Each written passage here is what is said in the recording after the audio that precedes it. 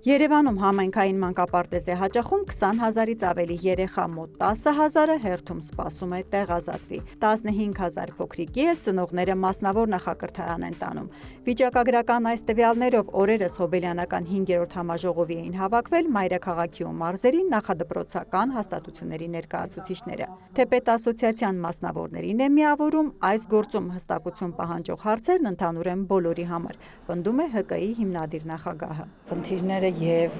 վարչական կազմակերպչական հարցերին են վերաբերվում եւ դաստիարակներին են վերաբերվում։ Խնդիրները այո, եւ սննդի հետ կան կապված, եւ լիցենզավորման հետ կան կապված, դաստիարակների ծանրաբեռնվածության, խմբերից գերծանրաբեռնվածության։ Պարզաբանման կարիք ունեցող հարցերի հիման վրա էլ օրակարգ են ձևավորել հրավիրել թեմային առնչվող նախարարությունից ՅՈՒՆԻՍԵՖ բոլոր օղակներին։ Ազգային ժողովի գիտության, կրթության, երիտասարդության մշտական հանձնաժողովից ողջունելու եկած պատգամավոր Ազարյանը ներկաներին ոգևորեց լավ լուր է բերել։ Բանն այն է, որ մասնավոր նախակրթարանների առաջ պետությունը պահանջ է դրել տարածքը, որտեղ երեխաներին ընդունում են ցերեկային խնամքի, խաղում նրանց հետ կերակրում ու քնեցնում պետք է հասարակական նշանակություն ունենա, բայց քանի որ տնտեսվարողներից շատերը նման գործունեություն կազմակերպում են հիմնականում մեծ առանձնատներում, դրանք վարձով տվող սեփականատերերը հաճախ չեն համաձայնվում փոխել շենքի բնակելի նշանակությունը, որպեսզի խնդիր չառաջանա, ոչ մեծ նախակրթարանների համար հարցի լուծումը շուտով կլինի, բացառություն են մշակում,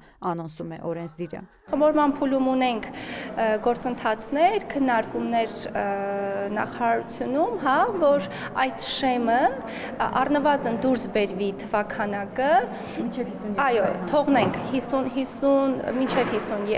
երեխա ունեցող այն հաստատություններ, ովքեր ծառայություններ են մատուցում, այս իմաստով այդ պահանջը դուրս գա։ Կարգավորման կարիք ունի նաև մասնավոր ու համայնքային մանկապարտեզներում տարբեր չափորոշիչների կիրառման հարցը։ Եկեք մասնագիտական որակավորում ստանալու, սովորելու կրթաթոշակ կտանք, առաջարկեցին միջոցառման կազմակերպիչներից Եվրասիա համալսարանից։ Իդեպ նախակրթարանների վարիչ դաստիարակներն իրենց տարեկան հանդիպման համար պատահական օր չէին ընտրել։ Ուզում էին Երևանում 1882 թվականին բացված առաջին Ծաղկոց անունով նախակրթարանի պատվին իրենց տոնն ունենալ։ Համաժողովի կազմակերպիչները հանդես են գալիս նախաձեռնությամբ, այո, նոյեմբերի 15-ը ճանաչել որպես դաստիարակի եւ նախադպրոցական մանկավարժի օր։ 2 օր Մայրաքաղաքում, 1 օր Գյումրիում նախատեսված քննարկումները մեկնարկեցին իրազեկման սեմինարով։ Մանկապարտեզներին ներկայացվող պահանջների ու աշխատանքային շփումների թեման հերթով ներկայացրին կրթության տեսչական մարմնի, ապա ՍԱՏՄ-ի ու պետական մյուս գերատեսչությունների պատվիրակները։